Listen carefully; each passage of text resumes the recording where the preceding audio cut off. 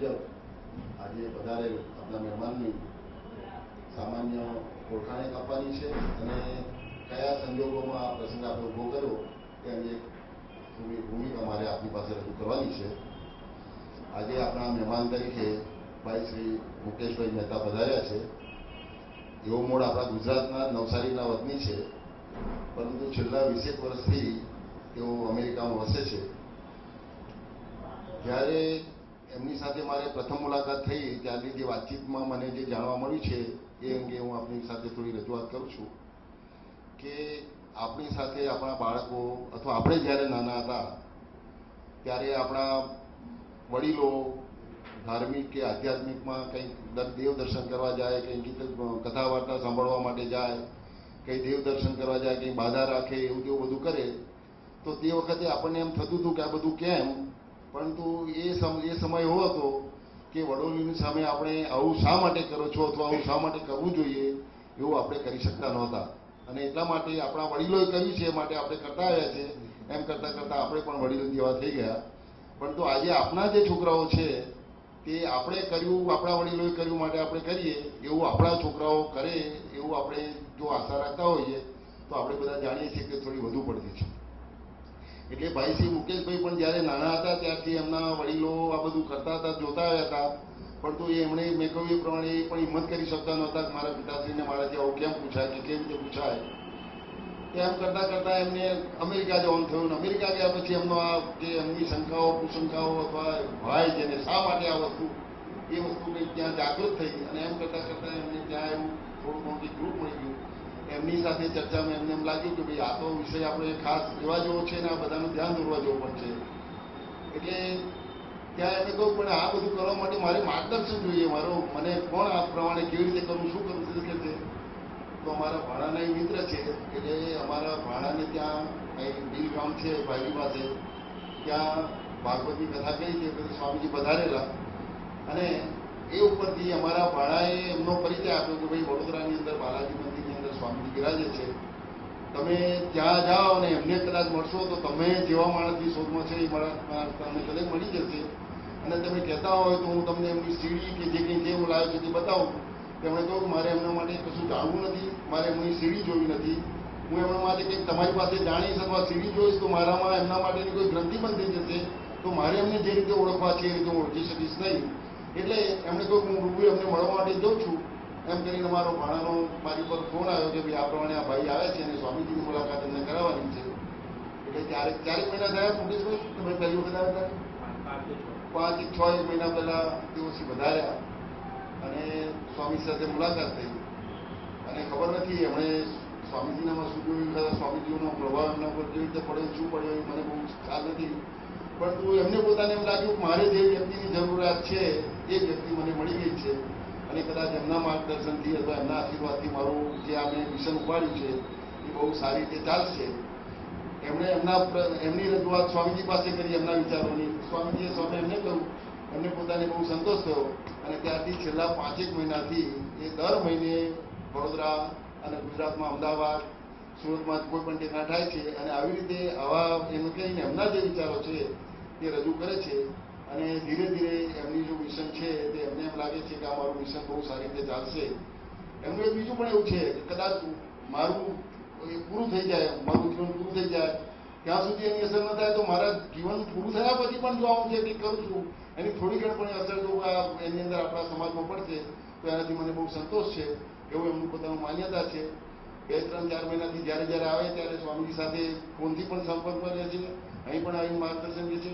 સ્વામીજીએ કહ્યું કે આ વખતે તમે મંદિરમાં અમારા સેવકો જે ખાસ જિજ્ઞાસુઓ છે કદાચ તમે આશા રાખીએ છીએ એટલો મોટો માસ ભેગો નહીં થઈ શકે પણ જે આવશે એ બધા જિજ્ઞાસુ આવતા હશે તો એમની સાથે પણ તમારે આપના વિચારો વ્યક્ત કરી અને એમને પણ તમારા જે મિશન છે એની અંદર સહભાગી કરવા માટે કરો તો એમને અમે કરીને આવ્યા છે.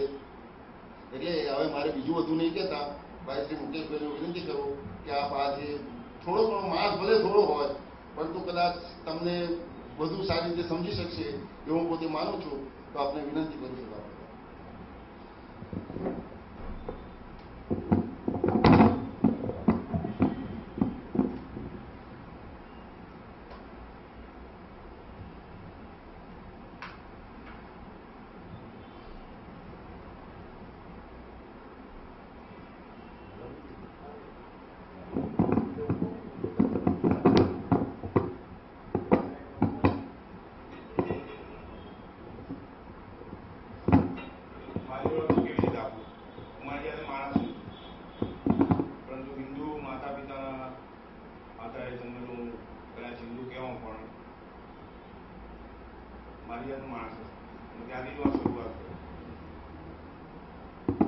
પોતાની થોડી ઓળખ આપું તો હું મૂળ નવસારીનો છું અને છેલ્લા 20 વર્ષથી અમેરિકા ગયો છું.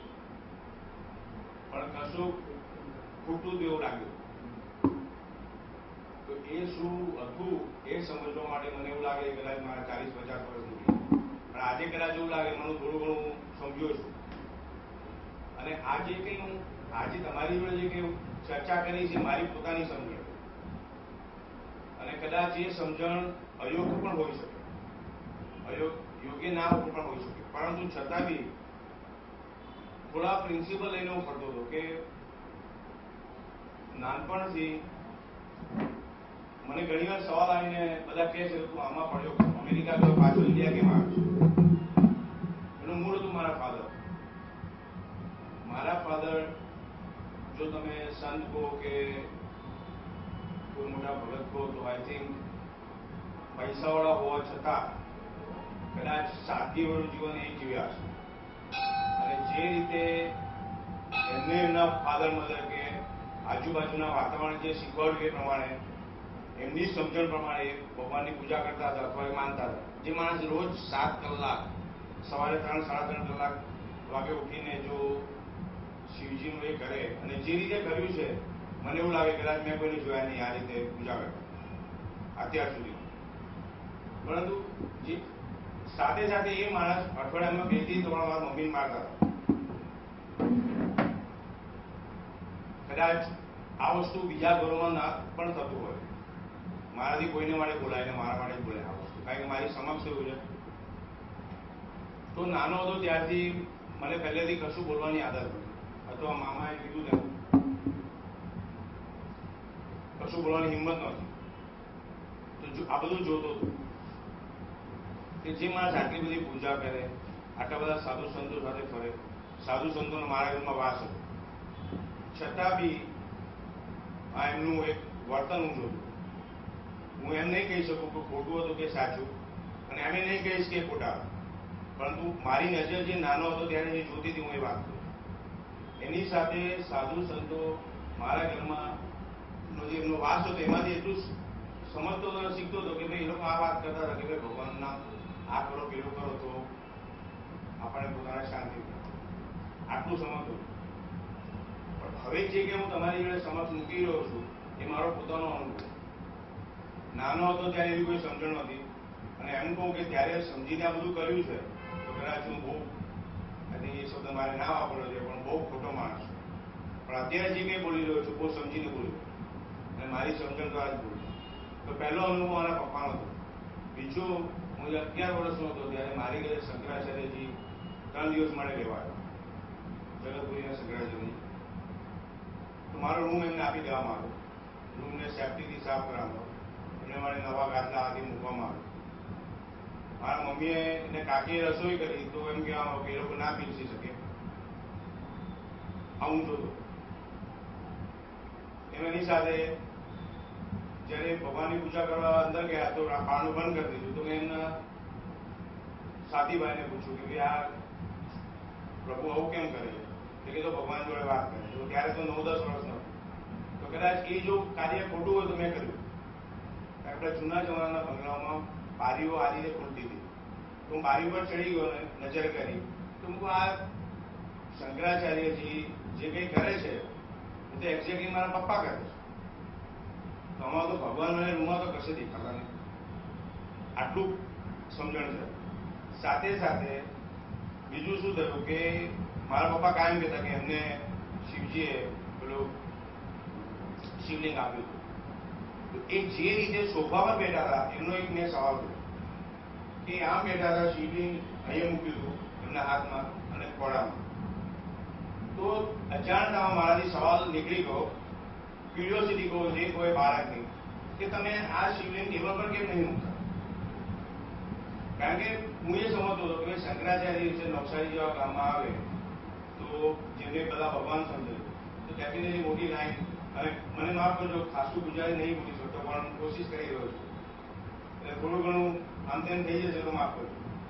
તો ખાસી મોટી લાઈન કઈ, પણ સાથે પેલું શિવલિંગ એમની અહીંયા હતું તો મેં એને પૂછ્યું મને ના કર્યું કે આવું ના પૂછાય, તું અપમાન કરે. ચલો એમાં વાંધો એને એ પૂછ્યું કે મમ્મી ને કાકીએ બનાવ્યું તો તમે જમ્યા કેમ નહીં, એમને પીસી કેમ ના છે? બનાવ્યું તો એમણે જ, પણ તમારા સિવાય તમને કેમ પીછું? તમારા થાળી વાળકા કેમ? તમે માણસ આટલું જ મારા મોઢામાંથી યાદ નીકળતું. એક બીજો અનુભવ ગયો. ત્રીજો અનુભવ મને મંદિર લઈ જતા. હું બહાર જોઈને અંદર જતો નહોતો ને હસતો હતો. તો પપ્પા કે મને સમજણ ના પડતી, બધા જાય છે, મારો બીજો ભાઈ હતો એ જાય છે, હું બહાર ઉભા રહીને આ બધું જોઉં છું. તો બહાર ઉભા રહીને એવું કહેતો હતો કે આ પથ્થરની મૂર્તિમાં કોઈ તાકાત નથી. કારણ કે એટલી બધી તાકાત હોય તો તમારા સ્વભાવમાં ફેરફાર થયો. તમે એમ કહો છો ભગવાન બધું કરે છે, તો તમારા સ્વભાવમાં તો કોઈ ફેરફાર થતો ના. પથ્થરની મૂર્તિ છે, કશું ના કરી છે. આટલી ત્યારે મારી સમજણ હતી. એટલે માર બહુ ખાતો. આટલું બધું સમજો કે 40 તો ના કહું, પણ કદાચ હું બરાબર છોકરો નહોતો ઘરમાં. સાદી ભાષામાં કહું, દરેક વખતે ઊંધું કરવાનું. આટલી સમજણ તમારા લગ્ન. પણ એક નક્કી કર્યું, કોઈનું કઈ પણ વસ્તુ કોઈને કશું કહેવાનું. કારણ કે હું એવું માનું તો અજાણતામાં કે દરેક મનુષ્યને આ ધરતી પર બધી ખબર જ હોય. સાચું શું, ખોટું શું. જન્મ આવી મનુષ્યને ખબર જ હોય છે કે એની પર કોઈ વસ્તુ છે જેને કોઈ ભગવાન તરીકે ઓળખે છે, કોઈ એને સૃષ્ટિ તરીકે ઓળખે છે. દરેક એના અલગ અલગ નામ આપે. પણ સાથે તકલીફ શું થઈ કે ના બોલવા છતાં તકલીફ મને વધારે થઈ. કે મને એવું થતું હતું કે દરેક વસ્તુ સરળ છે તો કોમ્પ્લિકેટેડ કેમ થઈ જાય? દરેક વસ્તુ સિમ્પલ હતી કે ભાઈ વડીલ આગળ જુઓ, તમે પગે લાગો. વડીલ આગળ જુઓ, તમે એની પાસે આશ્વાસન લેવા જાઓ. તો વડીલ આગળ જુઓ સલાહ. તો એ સલાહ આપવામાં પણ તમે જો રોજીની ભાષા તમે સાંભળો તો એ સલાહ આપવામાં એવું લાગતું કે જાણે મોગમ આવી જતો. આપણે મારા પોતાના અનુભવ છે, બીજાના ઘરમાં ના થતા હોય, તમારા માટે ના બોલી શકો. તો આ બધા નાના સવાલ લઈને મેં જીવન કાઢ્યું. લગ્ન કર્યા, કામ રેગ્યુલર કરતો હતો, પણ વિચાર બહુ જ જુદા. પણ ત્યારે થોડું રિયલાઇઝ થયું કે હું બોલી નાખું છું ને એટલે તકલીફ થાય. એટલે મને ગાંડો ગયો. એટલે તને હોસ્પિટલમાં જવાની જરૂર, મેન્ટલ હોસ્પિટલ. તારું ખરેખર ખસકી ગયું. આ રીતે હોય જ ના. દરેક વસ્તુ તારે ઊંધું કરવું જોઈએ. પણ હું એમ કહેતો હતો એમને કે હું કશું કોઈને નુકસાન ના કરતો, કશું કોઈને હું હર્ટ ના કરતો, કશું કોઈને કશું બોલતો ના. ખાલી મારો વ્યવહાર જ જુદો હતો. કે ભાઈ સ્વામીજી મને મળે તો ડેફિનેટલી હું એમને સવાલ પૂછું. ત્યાં જ પ્રોબ્લેમ શરૂ થતો. એમની વાત નહીં કરતો, દાખલો આપું છું એમનો તો ખાલી. કારણ કે એમ કહેતો હતો કે સવાલ ના પૂછ. તો હું એમ કહેતો હતો કે ભાઈ મારે વસ્તુ સમજવી હોય તો નમ્રતાથી હું પૂછી શકું. અને જો મારી જાતને હું ગુરુ સમજું તો નમ્રતાથી એનો મારે જવાબ આપવો જોઈએ. પણ આ બે વસ્તુનો સમન્વય હતો જ ના. મારી સમજણ જ્યાં હું કર્યો તો આ વસ્તુ લેતા લેતા મને 47-48 વર્ષ અને 5 વર્ષમાં એકદમ જાગી ગયો કે નહીં, આ કઈ બરાબર મનોમંથન બરાબર નથી મારું. અને લખવાનું શરૂ કર્યું.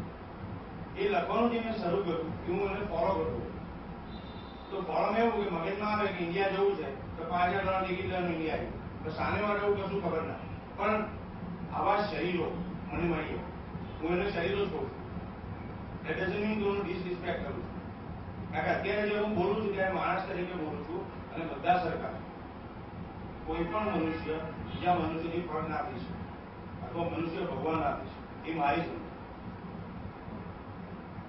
અને હાર મારા હિસાબે એક વૃદ્ધ શરીરને જ લાગે, કારણ કે એ શૂન્ય થઈ જાય. તો હું કશું ભગવાનનું નામ નહોતો બોલતો.